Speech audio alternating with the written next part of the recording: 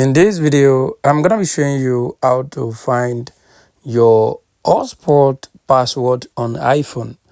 To find and check your personal hotspot password on iPhone, it's very simple. The first thing I want you to do, I want you to go to the settings on your iPhone.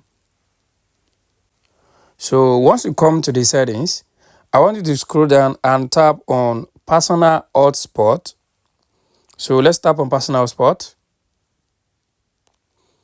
So once you tap on personal hotspot, if you check the top here, you are going to see allow others to join. Under this allow others to join, that is where we have the Wi-Fi password. So let me tap on the Wi-Fi password.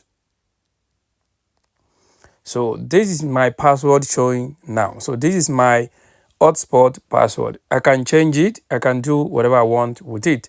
So guys, this is how you can actually check your hotspot password on iPhone. I hope this video helped you. Thanks for watching.